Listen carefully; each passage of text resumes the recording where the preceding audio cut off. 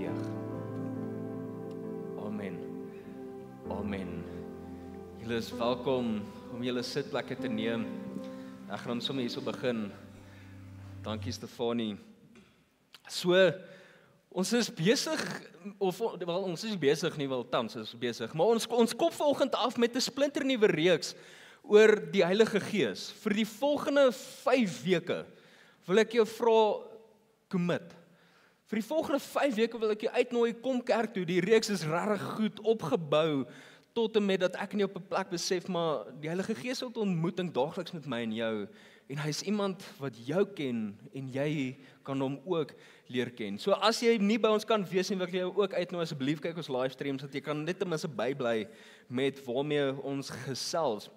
Maar voor ons bietjie dieper inklim in die Heilige Gees, daar's 'n ou gewees, Christian Swarts, hy so 'n paar jaar terug, duisende en duisende Christene hierdie onderhoud mee gevoer, en hy het hulle gevra, hoorie, hoe beleef jy God? Hoe beleef jy die Vader?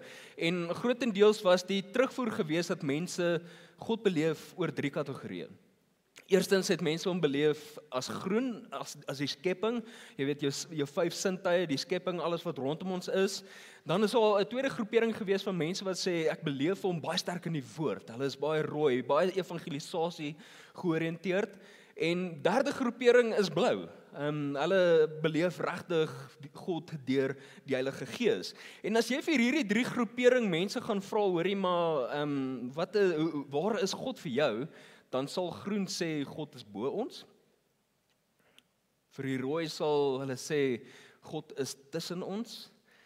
En vir die blou sal hulle sê, maar God is in ons. En as jy vir dieselfde groepering vra, maar wat is jou geestelike doelwit, sal dit wees dat groen sê, maar ek wil verstaan. Daar's 'n behoefte om te kan verstaan. Vir rooi sal dit wees standvastigheid, nê, om immovable en sterk te kan staan in God se woord. En as dit kom by die blou, is dit om beweeg te word. So ontstaan die 3 colors of ministry of 3 colors of spirituality, vir die van julle wat dit ken, maar vanoggend staan ons bietjie stil by die blou, om beweeg te kan word. En ek wil jou uitnooi, voor jy weghardloop, jy weet, as hierdie nie vir jou is nie, of voor jy begin hande klap, weet ook hierdie, dis ongesond om net blou te wees. Dis ongesond om net groen te wees. En dis ongesond om net groen te wees. Want die Here beweeg in elke liewe spasie van dit. Dis nodig dat ek en jy oop kan wees om 'n belewenis te kan kry, om gemaklik te kan wees in groen, in rooi en ook in blou. Vir die volgende afgelope 2 weke het, soos wat ons weet, hierdie reeks is op pad met die opbou tot en met Pinkster, beleef ek die hele tyd in die Heilige Gees, ons moet praat oor die beweging van die Heilige Gees. En hier kom Corneille en sê, okay, maar jy weet, Corneille is blou, soos jy nie geweet het nie, maar ek weet hier is baie mense wat groen is, en baie mense wat baie vereenseldig met rooi, en nou sê ek vir die Here, ek beleef jy sê ek moet praat oor die beweging van die Heilige Gees, maar moet ons nie net eers 'n inleidingsgesprek hê, en jy weet, net teologies kom vasmaak, wat is die Heilige Gees nie, en dan beloof ek, dan sal ons week 2 praat oor die beweging van die Heilige Gees. En ek beleef die Heilige Gees sê vir my, wees gehoorsaam, sê ek, nee, is reg. Week terug, vra ek weer vir die Here, ek net seker wees, moet ons nie net dalk die week 1 net mooi, rooi, teologies, 'n inleiding gesprek hê, oor wie is die Heilige Gees en wat hy kom doen nie, en dan sal ons in week 2 praat oor die beweging van die Heilige Gees. En ek beleef vir die Heilige Gees vir my sê, maar gee my die geleentheid, gee hom die geleentheid. En ek sê, ek, nee, dis reg. Donderdagoggend, soos wat ek finaal die boodskap vir vandag voorberei, vra ek vir die Here, maar ek wil net seker wees, ek wil net bevestig, moet ek nie net dalk 'n inleiding gesprek hê oor wie die Heilige Gees is, en dan week 2, dan gesels ons oor die beweging van die Heilige Gees, en ek beleef vir die Heilige Gees finaal vir my sê, Corneille, hoe het jy my ontmoet? En toe besef ek moet gehoorsaam wees. Maar wat ek wil hê moet hoor volgende is, ek kan die beste teologiese gesprek neersit volgende, en glo my, ons gaan baie teologies praat oor die Heilige Gees, maar ek kan die beste inleidingsgesprek vir jou kom neersit oor wie die Heilige Gees is. Maar Paulus sê in 1 Korintiërs, it's not by our persuasive words, but by the power of the Holy Spirit that people encounter Christ. Met ander woorde, ek kon die mooiste inleiding vir jou kom neersit, ek kon mooi teologies alles kom uitsit, dit weer eens, ons gaan dit doen, moenie worry nie, maar dit is net in die krag van die Heilige Gees waarop beweging is. Dis net in die krag van die Heilige Gees waar daar ontmoeting is.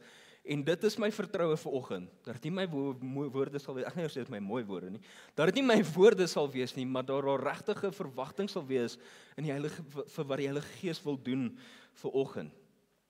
Paulus skryf verder, hy sê, maar in 1 Korintiërs 12, ek en jy moet oop wees, en ek en jy, dis belangrik dat ek en jy kan verstaan as dit kom by die beweging van die Heilige Gees. So dit is my hart vanoggend, dat ons so gesels oor die Heilige Gees, en ek wil jou uitdaag, as dit vir jou ongemaklik is, dis okay. As jy groen is, dis okay. As jy rooi is, dis okay. Dis dieselfde Here. Maar wanneer dit kom by die Heilige Gees, is daar gewoonlik 3 reaksies. Sodra mense die Heilige Gees hoor, is hy dalk van julle wat net soos, yes! Jy weet, ek is dors vir die Heilige Gees, ek wil hom dieper en dieper leer ken. Vir jou sal jy sê, dit is 'n hartsding.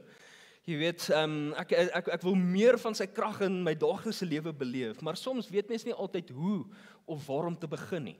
Ek het 'n behoefte om meer te kan ken en verstaan vir wie die Heilige Gees in my daaglikse lewe, en ek wil vanoggend vir jou sê, as jy 'n hartspersoon is, as ek kom by die Heilige Gees, dis 'n goeie plek, dis 'n goeie reeks, ons gaan 5 weke Bybels gesels oor wie die Heilige Gees is, maar meer as dit ook, dat jy besef, daar is 'n plek vir jou om daai dors te kom les, en die Heilige Gees wil so graag.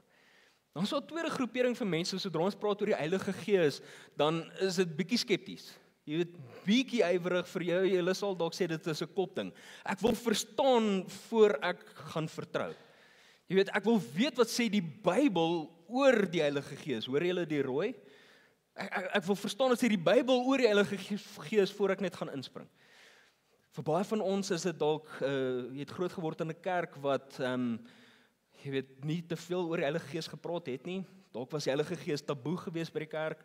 Dalk het jy 'n vreemde belewenis gehad of 'n seer belewenis gehad met die beweging van die Heilige Gees. En as dit jy vanoggend is, wil ek jou uitnooi vir die volgende 5 weke om 'n nuwe, jy weet, soos wat ons nou praat van God of Revival, pour out 'n nuwe vars openbaring te kan kry van wie hy is, sonder vrees en sonder druk.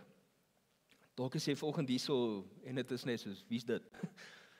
Dis heeltemal iets niets, maar jy is vanoggend hierso en sê, maar ek hunker vir iets dieper, maar ek weet nie noodwendig vir wat dit is nie. Ek is oop, maar ek weet nie wat om te verwag nie. Leer my, verstaan my, help my verstaan, stap vir stap, wie is die Heilige Gees, en ek wil vir jou sê, as jy vanoggend op hierdie plek is, dis 'n baie mooi plek om te wees. Dis regtig 'n mooi plek om te wees, want dit is hierdie prentjie van hierdie oop groot canvas waar die Vader net met hierdie verf in sy hand staan en sê, kom ek verf jou hierdie prentjie van wie ek is. Of die Heilige Gees vir jou hart is, of dit 'n kopding is, of 'n nuwe ding is, vanoggend vertrou ons vir die volgende 5 weke, dat ons kan beweeg van iets niets af na 'n kopding toe, en van 'n kopding af na die hart toe. Ek wil julle uitnooi, soos wat ons vanoggend gesels oor die beweging van die Heilige Gees, ons gaan dit sterk teologies grond ook, maar as jy meer wil weet oor die beweging van die Heilige Gees, in die sin van, nie net, okay, nou verstaan ek nou van my kop of van my hart toe, maar hoe werk die gawes van die Heilige Gees, hoe beweeg dit buitekant toe, wil ek jy uitnooi. Gawes en aksies is 'n ongelooflike kursus wat ons aanbied, wat ons afskop 11de Junie, so as julle meer wil weet van dit, julle ook welkom met ons te kom gesels. Maar die Heilige Gees is 3 goed. Hy is teenwoordig, hy is persoonlik en hy is leefbaar. Teenwoordig bedoelende, hy was daar van die begin af. Baie mense dink die Heilige Gees was net daar toe Jesus gedoop was en toe die Heilige Gees uitgestort is. Maar is interessant, as jy gaan opsoek, jy weet, waar word die Heilige Gees na verwys, vanaf Genesis tot en met dit, is daar 42 verskillende oomblikke waar daar verwys word na die Heilige Gees. Wat jy moet hoor is, die Heilige Gees is nie net, daar sy ewe skielik nou nie, hy is nog altyd teenwoordig en hy gaan altyd teenwoordig wees. Die Heilige Gees is persoonlik.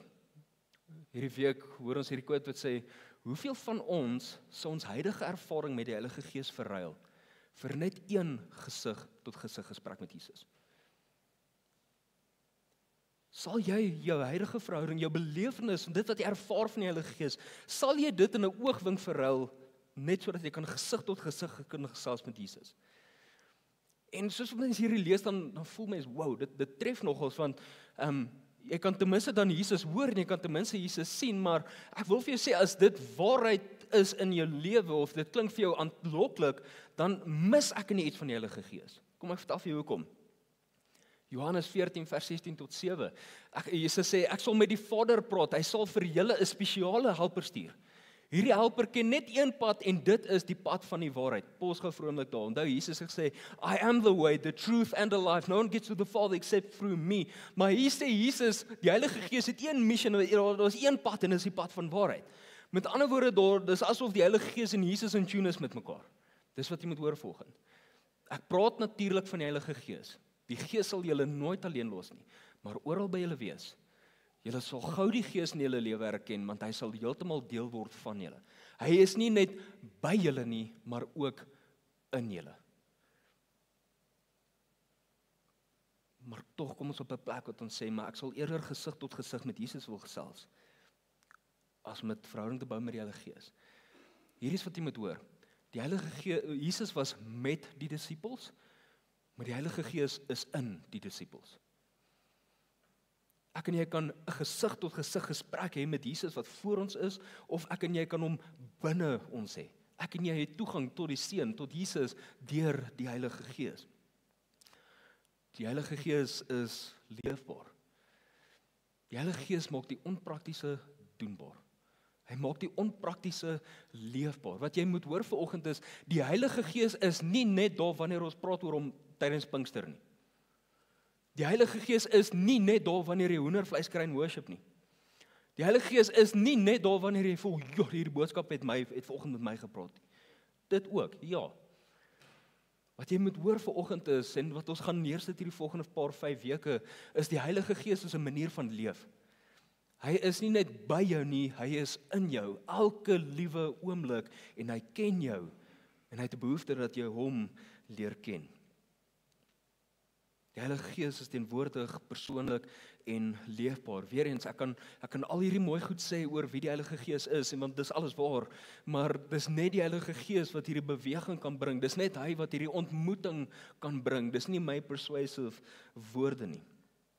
En baie sterk het ek hierdie afgelope paar weke beleef, juis om te praat oor beweging van die Heilige Gees, dat hier's dalk mense vanoggend wat sê, maar ek hoor jou Corneille, maar die Heilige Gees is vir ander mense, hy is nie vir my nie. Die Heilige Gees praat met ander mense, maar hy praat nie met my nie. Ander mense kan sy stem hoor, maar hy praat nie met my nie, ek kan nie sy stem hoor nie. Ek sien die beweging van die Heilige Gees in ander mense se lewens, maar ek sien dit nie in my nie. Ek sien hoe hy ander mense se vrae en sy soene antwoord, maar ek beleef dit net nie in my eie lewe nie. En dis my groot expectation vir vanoggend, dat jy sal besef, maar dis nie net vir iemand anders nie, dit is vir jou ook. En as dit aanklank vind by jou, wil ek vir jou 'n storie vertel van Coldplay, moenie skrik nie. Baie interessante storie rondom Coldplay. So, hulle was 3 members gewees voor die band nog groot was. As jy nie van Coldplay hou nie, ek ook nie. Gesprek vir 'n ander dag. Maar, hulle was 3 members gewees nog voor hulle groot was en hulle het hierdie show gehad in 'n Engelse pub en hulle moes hierdie show gedoen het, maar hulle het nie 'n drummer gehad nie. En so reël hulle 'n audisie met 'n drummer net sodat hulle hierdie show kan doen en hulle daag op by hierdie koshuis om hierdie audisie te kan doen en daar daag hierdie drummer nie op vir sy audisie nie. Imagine gou vir 'n oomblik hoe kwaad moet daai persoon wees vandag vir homself. Maar hier sit hierdie drummer wat nie opgedaag het vir sy audisie nie. Hier sit sy kamermaat en jy weet please and explain namens die ander ouens is hoorie sorry ek weet nie waar hy is nie. Goeie rede sekerlik. Maar hier sê die ander members van Coldplay, hoorie maar jy is 'n musikant, kan nie net jy weet hierdie try nie want ons moet net ten minste hierdie show wat ons geboek het deursien. Dan sal ons uitfigure wat om daarna te doen. En hier kom world champion die kamermaat en hy sê, okay, kom ons probeer hierdie. En as jy die dokumentary kyk, dan sê hulle, jy kon hoor, hy klink soos iemand wat nie weet hoe om tromme te speel nie. Maar hy het genoegsaam bygehou, sodat hulle net ten minste die show kon gedoen het. En die res is geskiedenis. Wat jy moet hoor volgend is, world champion het glad nie soos 'n drummer geklink nie. Hy was glad nie geoefen nie, hy het nie vaardighede gehad nie, hy het nie ekspertise gehad, niks in daai area nie, maar hy was beskikbaar. Hoor mooi volgende. ek gaan dit konteks sê hoekom ek dit sê. God voel min vir gekwalifiseerdes. Ek sê nie nou as jy meestergraad of honeursgraad het, hy voel niks vir jou nie. Ek praat van die fariseërs. Inteendeel, hy het ongelooflik baie gestry met die fariseërs. Maar hy het geskiedenis gebou deur mense wat beskikbaar is. En so is dit met die Heilige Gees. Dit gaan nie oor vaardighede nie. Dit gaan nie oor jy geoefen is nie, dit gaan nie oor kwalifikasies nie. Die vraag is jy vanoggend beskikbaar? Is jy beskikbaar vir dit wat die Here wil kom doen?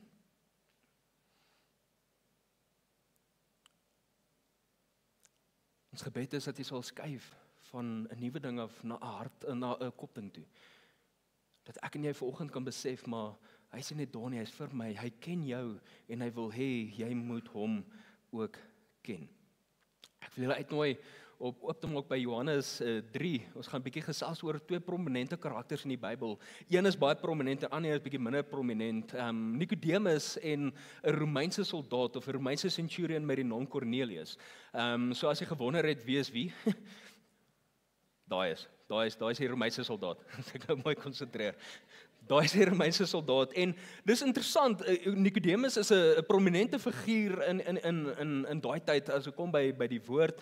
En volgens wil ek vir jou sê, partykeer moet ek en jy meer wees soos 'n Romeinse soldaat as soos Nicodemus. Maar jy gaan nou verstaan hoekom ek dit sê.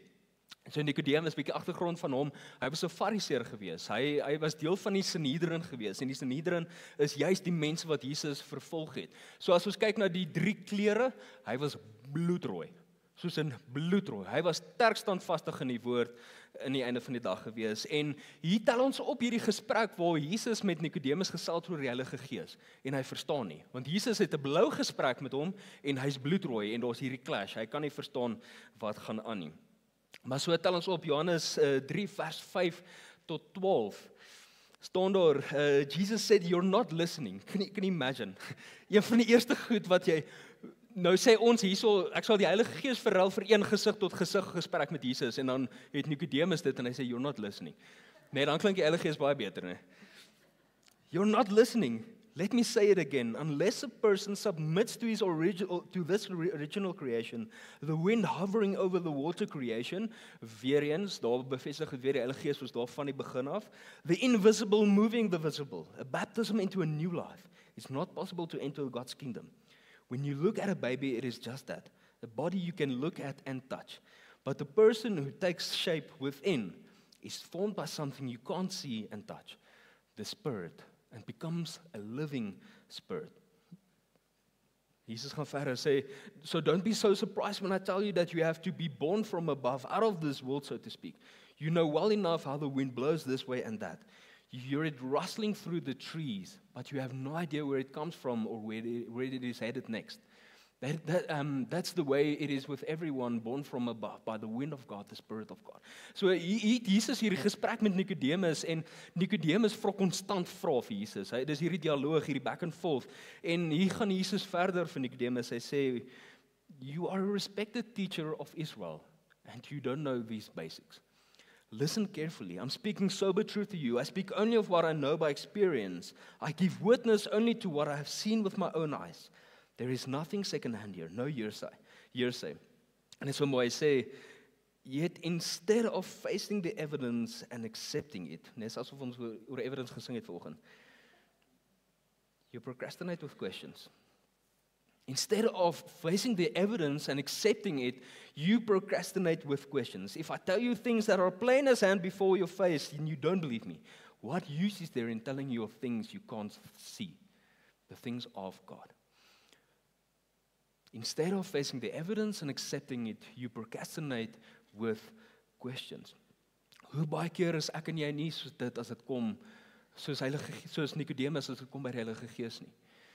Hoeveel keer kom ek en jy op 'n plek waar ons vra en probeer verstaan eerder as om oop te wees wat die Here wil kom doen in daai spasie.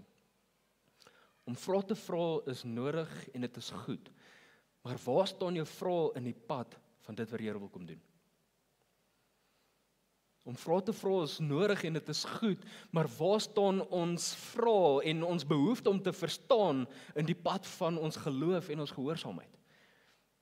Want die ding is, iewers moet ek en jy 'n lyn begin trek teenoor, nou moet ons gehoorsaam wees en teenoor, nou het ek nog steeds hierdie vrae en hierdie behoefte om te verstaan en dan stry ons amper met God se wil vir ons in daai spasie, want ons wil nie gehoorsaam wees nie. Instead of facing the evidence and accepting it, we procrastinate with questions. Hier's my vraag. Hoe sal dit lyk in jou lewe as jy oop is vir die beweging van die Heilige Gees? Hoe sal dit lyk in jou lewe as jy beskikbaar is sonder om te verstaan hoe om dromme te speel? Hoe sal dit lyk as jy oop is vir die beweging van die Heilige Gees om beskikbaar te wees, nie net vir oggend nie net vir die volgende 5 weke nie, maar elke liewe dag by jou huis, elke liewe dag by jou werk en ook in hierdie stad?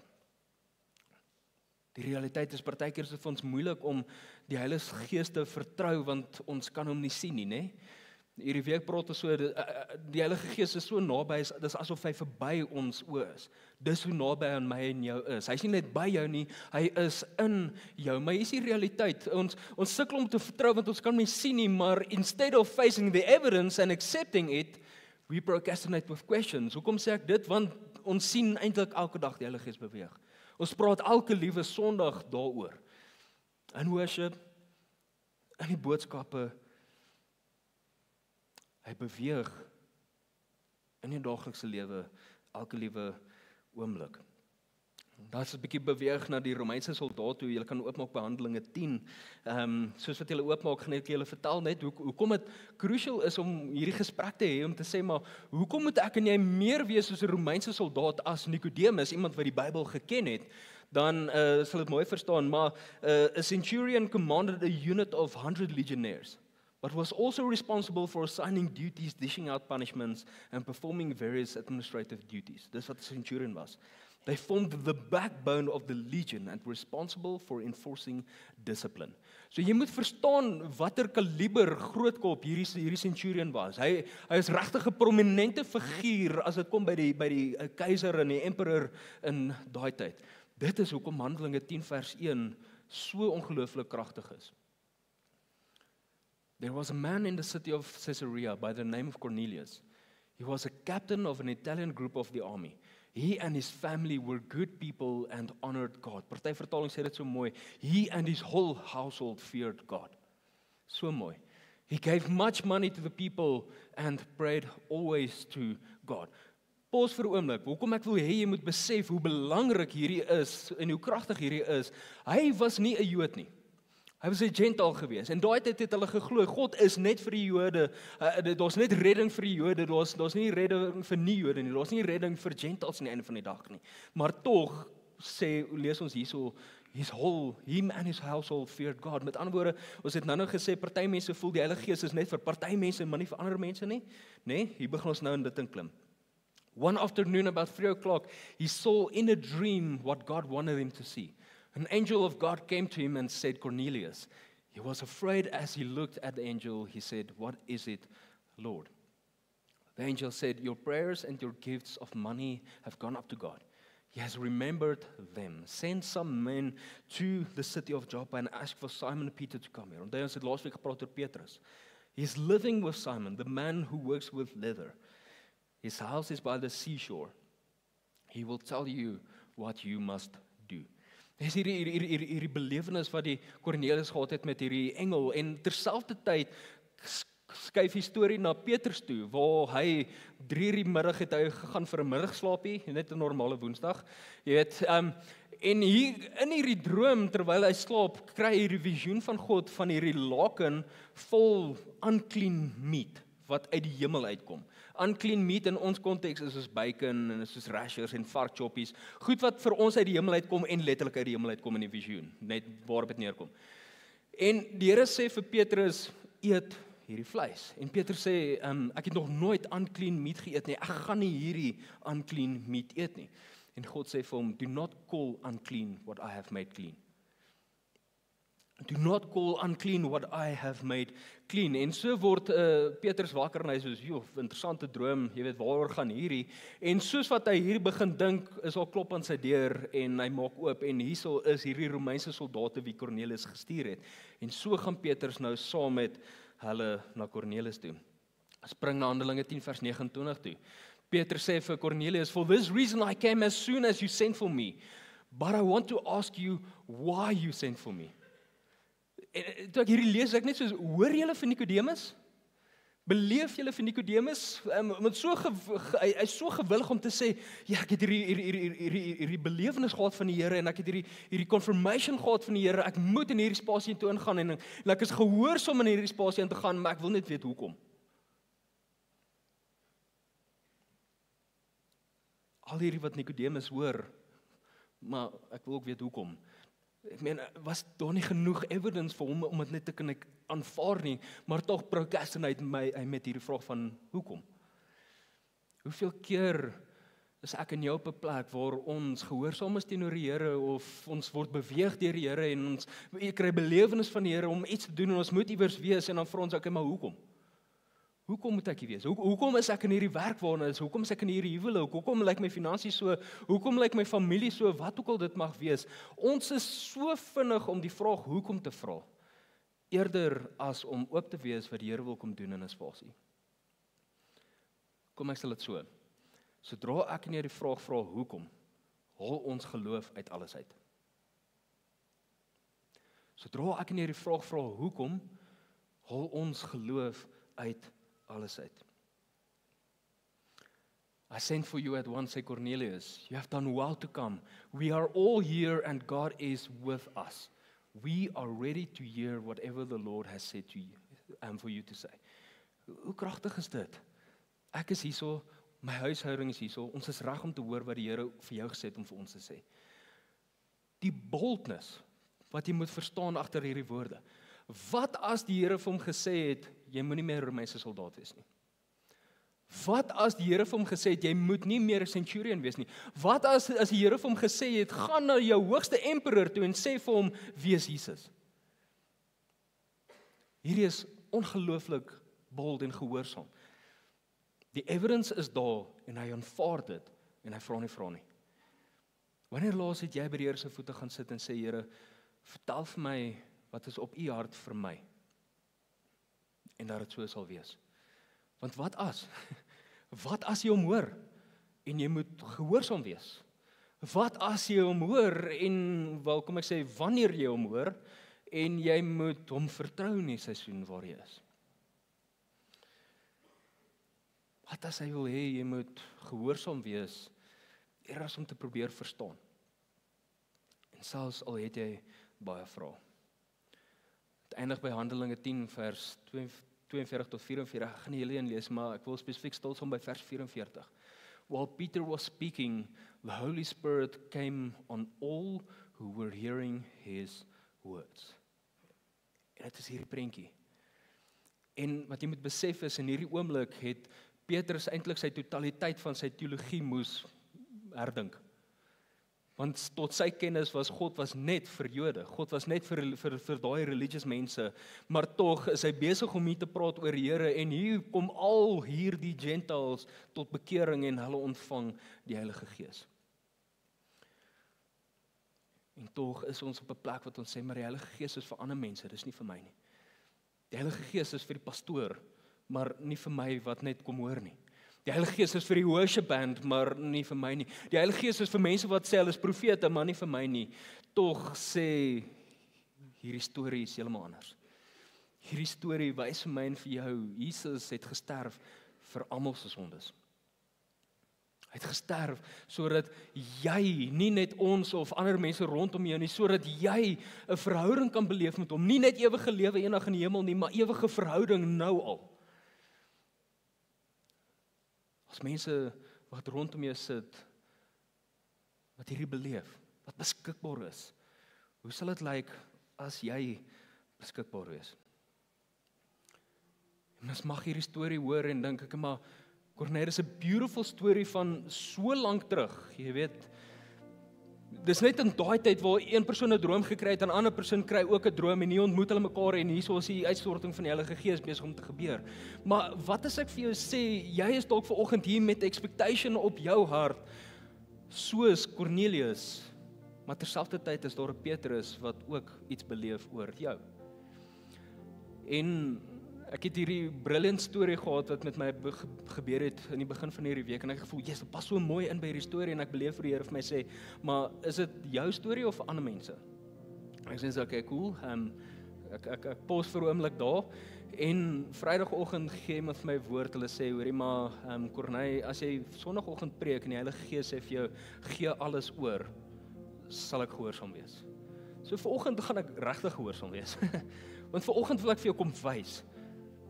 Die Heilige Gees is by almal. Hy is beskikbaar vir enigiemand wat sê hulle is beskikbaar. Daar's mense wat langs jou sit wat gemaklik is, wat beskikbaar is, wat kom bedien vir jou vanoggend. Daar's kinders in jou huis wat die Heilige Gees beleef. Wat ek wil hê jy moet vanoggend beleef is, dis mense wat nie hier staan nie, wat ook kan. En ek wil hulle opnooi. Ek het met 'n paar mense voor die tyd 'n bietjie gereël. As julle gemaklik is, wil ek julle uitnooi vorentoe. Dankie Lena. There we go. So, verskoon hulle staan nie noodwendig altyd hier voor nie, so as hulle bietjie stres, ek reis met hulle vanoggend. Ek wil hê dat julle sommer net so hier bo kom staan, Helena. Ek is net bang vir die mic om te feed. Ek hier maar met die Bybel. So wat jy moet sien vanoggend is, dis mense wat langs jou sit. Dis kinders in jou huis, dit is vriende van jou en hulle kan doen presies wat ek doen. Hulle kan doen presies wat jy kan ook beleef. So ek het 'n gesprek met hulle gehad en ek gaan oorgee aan julle vir julle gehoorsaamheid. Is julle reg? Is julle gemaklik? Okay. Helena, wil jy eers gaan? Okay. En ek maak net is hy aan, okay. Daai jong man wat langs my gesit het met die blou baadjie.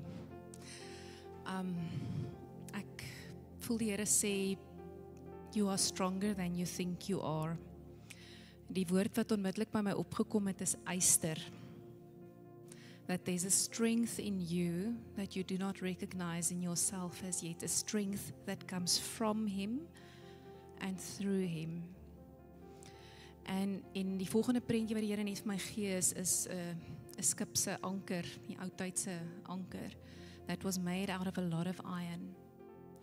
And that God wants you to take that anchor and anchor it in His Word, because your strength will come from His Word. And that as you are anchored, you will be an anchor for many people around you. You will be strong when the storms are going on for other people around you. And they will be able to come to you as you rest in God. That He will come and send people to you that needs protection from the storm.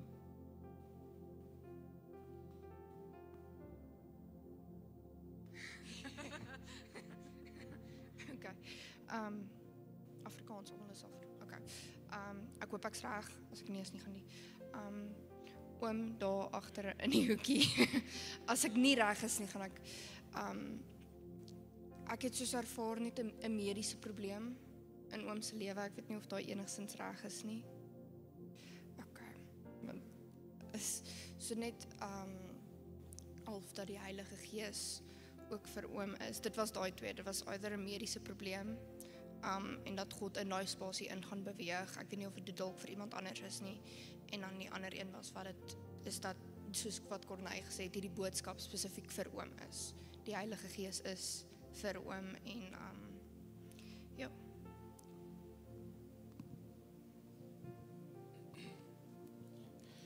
Okay, ek het 'n paar Corneille vir my vanoggend kom vra het of ek dit kan doen. Toe sê ek soos ja.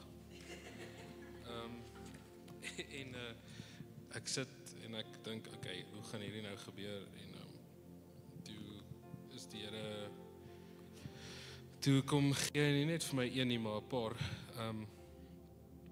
Eerste gee jy, ek het 'n prentjie gekry van, jy staan by 'n groot klip, 'n massiewe klip, en jy slaan 'n yster naald in die klip, wat in jou tou aanvat, maar dit vat jou 'n rukkie om hierdie pen in te slaan, sodat jy die tou kan vat, en eventually het jy die pen in en die tou is vas en jy is aan 'n ander kant van 'n muur en die tou is oor die muur en jy probeer hierdie klip oor die muur trek. Maar wat ek beleef is jou werk is gedoen met die pen en die tou. Los die tou, los die klip oor die muur trek vir iemand anders of vir die Here. Dan hierdie een was vir my 'n bietjie scary.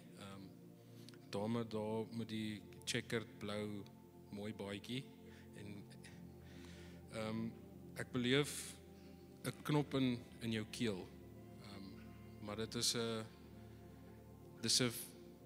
is moeilik om te beskryf. Dis baie keer as 'n mens musiek luister of 'n fliek kyk en iets raak aan jou en daai knop wat kom sit in jou keel en jy wil huil, maar jy kan nie verstaan hoekom jy wil huil nie. So dan giggel jy en die trane spat uit en jy begin lag maar die trane loop. Jy bars oop en die emosie vloei uit, maar dis 'n gelukkige gevoel en dit is geen net oor aan daai. Moenie die knop probeer sluk nie. Laat hom gaan en lag en huil en doen alles. Laat die emosie deurkom en deurvloei. François, ek ervaar jy het 3 kristalle in jou hand en jy is besig om hulle blink te maak en te slyp soos mooi juweelstukke en dis vir 'n kroon. En ek voel die Here sê vir jou, dankie dat jy so mooi kyk na sy geskenke wat hy jou gegee het en dankie dat jy dit reg kry vir 'n kroon eendag. Ek weet nie, jy is net so verlore soos ek as dit nie sin maak nie. En dan die laaste een was ook vir Johan, maar ek wil dit persoonlik met jou deel, as dit fyn is. Hier in hierdie ry hier voor die tweede van agteraf, die man, jou lare is bietjie langer, het 'n groen hemp aan. Ek het, toe ek vir jou gekyk het, net gevoel die woord warbel staan op jou. Het voel of jy deur 'n warrelwind is, asof dis net chaos, dis net deurmekaar. Jy weet nie watter kant toe nie. You just don't know. En ek het onmiddellik gedink aan toe Jesus by die skei opgeklim het, toe die disippels in die skei was en die Engelse vertaling sê hy het vir die storm gesê, daar's 'n liedjie wat sê peace be still. En ek wil vandag kom en God se woorde oor jou spreek en sê peace be still. En dat hy die storms om jou kom bedaar, dat jy in hom sal kan gaan en kan sê, nou weet ek wat om te doen. Nou het ek die vrede van God wat alle verstand te bowe gaan, dat al die side issues, that it will just blow away en dat Jesus vir jou standvastigheid sal gee. So ek sê weer vir jou, peace be still. Die Here wil met jou praat. En dan daar bo is daar 'n dame, dink jy so rooierige baadjie aan, jy's omtrent voor my. Jana. Ek het in die week 'n stuk geluister, 'n preek van Christine Kane, wat sy gepraat het oor Lot se vrou, wat in 'n soutpilaar verander het, omdat sy teruggekyk het. En ek het in 'n ander stuk wat ek gelees het, die Here gepraat oor, Matteus dink ek wat praat van, julle is die sout van die wêreld, maar as die sout verslaan het, wat is dit dan werd? En net om daai twee te konnekteer, om te sê, as jy terugkyk, en jy bly kyk terug, dan is dit jou sout wat verslaan, dan versteen jou sout, en kan jy nie vir iemand anders iets beteken nie. So ek voel die Here wil iets uit jou, of onlangse of ver verlede uit, wil hy kom losmaak en vir jou sê, laat staan wat agter is, en kyk vorentoe, dat hy weer jou sout kan maak, dat jy weer sout van die aarde kan wees. Okay, so my boodskappe het nie enige prentjies of woorde uit die Bybel uit nie, so ek is nie meer seker van enigiets nie, en hulle is eintlik bietjie meer kort. En oor die algemeen, as ek 'n boodskap vir iemand wil gee, dan sê ek soos, what's the harm, as dit nou nie van God af is nie. En ek weet al kan soms iets fout gaan, maar ek hoop daar's nou niks. Tannie Rosa, ek het beleef, Tannie is dalk soos in 'n moeilike tyd, en God sê net, byt vas. Dit soos Tannie sal dit deurmaak en ja, alles gaan oukei wees en net vasbyt en leun op hom en op Tannie se man. En dan die oom daar, net daar, ek dink is 'n breinbaadjie, oom François. Ja, ek het net beleef, ook half 'n moeilike tyd, maar meer, oom staan al sterk, oom se hele lewe. So nou is dit net weer 'n staan sterk oomblik. Soos oom het dit so ver gemaak, moenie nou opgee nie en ja, oom is al deur erger en alles gaan oukei wees. Maar ja, so net staan sterk en dit was spesifiek toe Corneille gepraat het van daai backbone en uit daai hele Cornelius spreek wat hy gehad het backbone uitgestaan en toe kyk ek na oom en toe is dit soos al verlaai aan die backbone en oom het dit en so dis dit en dan die ander boodskap is baie kort, is net vir oom daarso dit gaan oukei wees. Dis die hele boodskap is net dit gaan oukei wees.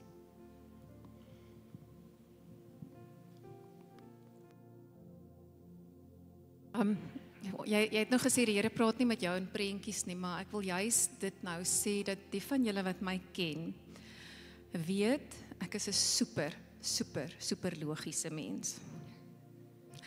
Ek is nie kreatief nie, ek hou nie van kuns nie, ek doen nie enigiets met handewerk nie, dit intimideer my, I don't like it. So ek sê altyd die Here het 'n ongelooflike sin vir humor en ek weet as hy met my praat, want hy praat met my juis in prentjies. Because it cannot be me, want ek dink nie in prentjies nie. So ek wil dit juis gebruik as 'n aanmoediging om net te sê God works differently in each of us. En as jy wonder of jy die Heilige Gees het, en dit is, ek lag altyd, want die Here sal met my met die weirdste prentjies kom, en dan sal ek sê, okay Here, dis reg, ek vat die prentjie, want hy praat nie, as ek gaan werk, ek werk op Logic, ek is nie accountant nie, ek kon seker een gewees het, maar ek dink dit sou ook nie helemaal gewerk het nie.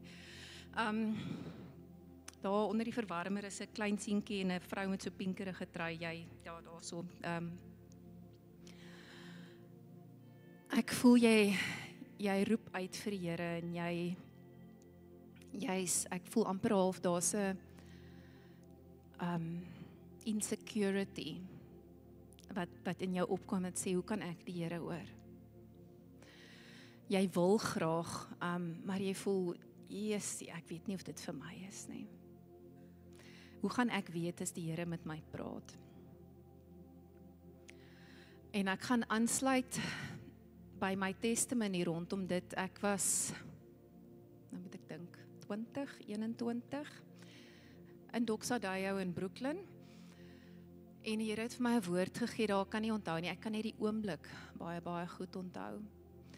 En ek het in daai tyd, sonder dat ek geweet het wat dit was, ek gaan dit noem 'n fisiese ervaring gehad. Ek het 'n vinnige hartklop gehad, ek het warm geword, maar ek dink my grootste begeerte was om gehoorsaam te wees. En die dringendheid van om te deel wat die Here op my hart gelê het nie weggegaan nie. Soos daai dringendheid op jou hart bly, wees gehoorsaam, the confidence will follow.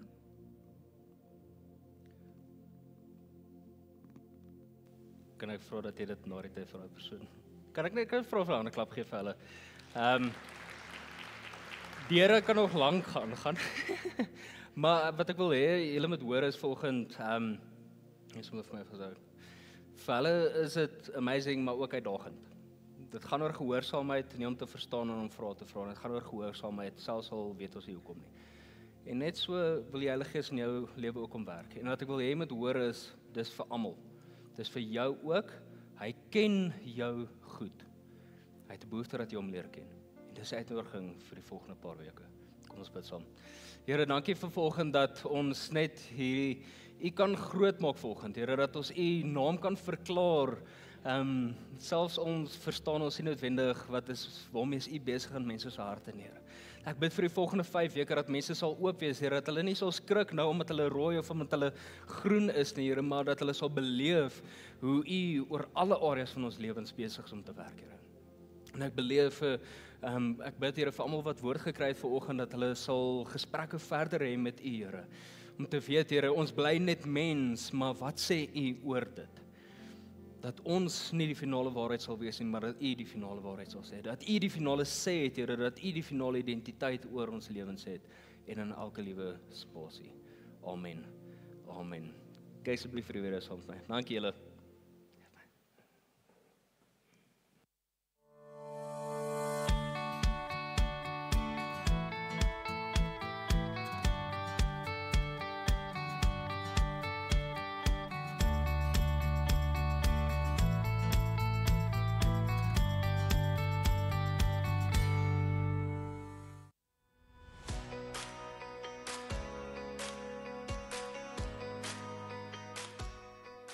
Lifework Leadership inspireer leiers om aktiewe agente van verandering te wees waar hulle is.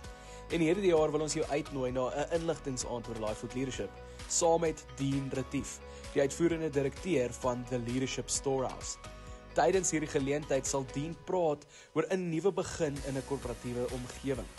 Hy sal ook praktiese insigte deel oor hoe om innovering te bevorder. Hierdie geleentheid bied vir jou 'n kans om praktiese strategieë aan te leer vir jou organisasiekultuur, met eensgesinne mense te netwerk en om jou span te inspireer om nuwe geleenthede met selfvertroue aan te pak.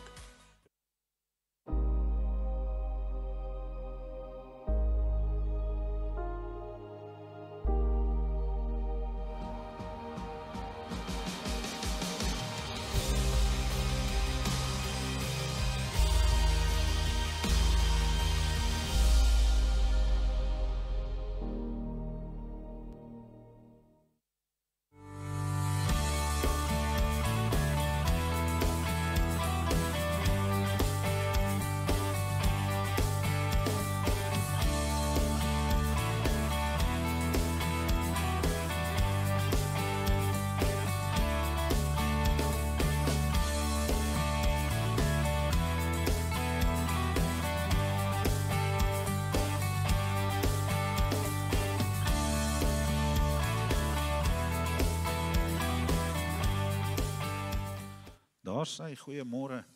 Ek het vir julle baie woord, maar dis van die kop af. Okay. Volgende naweek het ons street store. En as jy nog nie weet waaroor dit gaan nie, kan jy gerus met ons na die tyd kom gesels. Ons gaan ons gemeenskap bedien op 'n vlak soos nog nooit tevore nie. En ek wil jou nooi, as jy nog deel wil word van die street store, kan jy op die vinnige verwysingskode van die street store net jou foon vat en dit afneem. Dis 'n QR-code, hoor. Ek noem dit maar net. Ek sien party ons kyk my soos in, dis hierdie ou is weird. Dis Afrikaans, hoor, is die taal wat ons praat vandag. Just saying. Maar ja, ons het ook steierwerk nodig. As jy enige steierwerk het of iemand ken. Okay, ek sien ek kry weer so kyk. Dis scaffolding. Okay. So as jy steierwerk het of jy ken iemand met steierwerk, wil ek jou nooi om hulle te vra. Jy sal dit vir hulle terugvat na die tyd. Ons soek nog mansklere, klein mansklere. As jy 'n jockey ken, bring hom street store toe en bring al sy klere. Okay. Dis all in all, that's a good deal. Okay. En ook vir nog kinderklere vir al jong seuns en kleintjies. Ek dink daar is die behoefte. Ek wil net seker maak of ek alles hier reg het. Dan die Lifework Leadership. Mense, dit is regtig 'n fenominale proses. Ek ken ouens wat in die koöperatiewe wêreld is, wat deur dit is. Ek ken ook ouens, klein sakeondernemings, leiers. Dit bemagtig jou nie net om as 'n city changer te werk nie, maar dit gee ook ruimte om gepromoveer te word in werklikheid. Want as jy die spasie wat die Here jou verantwoordelikheid voorgee, gaan vul met dit wat God vir jou gegee het en skilled werk daarmee, dan kan hy jou oor meer aanstel. Dit is maar hoe dit werk. So, Lorinda is hier en sy is na die diens is sy beskikbaar as jy meer inligting van haar wil hê. En dan die Join the Mission stasie is net hier buite die auditorium. As jy nou hier uitstap aan jou regterkant, dit is nou my linkerkant. Dames, dis die arm wat gewoonlik nie die horlosie het nie. Okay. ek moet dit vir die mans ook sê. Ek gaan daar wees. Dit is as jy kuier by ons en jy wil meer weet van die kampus of van Doxa Dae, of as jy al 'n paar keer hier was en jy was nog te skaam gewees, dan wil ek jou nooi om saam met ons te kom kuier. En dan Choose Community, dit is ons groeplewe. Dit is 'n geweldige waarde vir ons om deel van elke persoon om deel te wees van groeplewe. Ek het 'n baie goeie vriend wat in 'n kampus in Doxa Dae was vir 8 jaar en toe val sy kind eendag van 'n leer af en hy val op sy kop en hy's daar in die noodeenheid in die hospitaal en hy het geen vrymoedigheid om die leier van die gemeente te bel nie. Hy het nie eers sy nommer nie. Hy weet nie waartoe om te gaan nie en hy bel van die ouens by sy werk. En die eerste ding wat hy sê is, waar's die kerk as jy hom nodig het? En een van die ouens wat saam met hom bid van sy werk sê, maar is jy nie in 'n groep in jou kerk nie? En hy sê nee, hy sê, dis die probleem. Jou kerk sal nooit weet waar jou behoefte is as jy nie vrymoedigheid gehad het in die begin om deel te word in persoonlike verhouding nie. En daai ou het later was die hoof van 'n hele area se groep leiers gewees in daai kampus, omdat hy gesê het, ek het die ware krag van groeplewe gemis in my lewe. So ek wil jou nooi, groeplewe dis nie net 'n idee nie, dis deel van die waardes.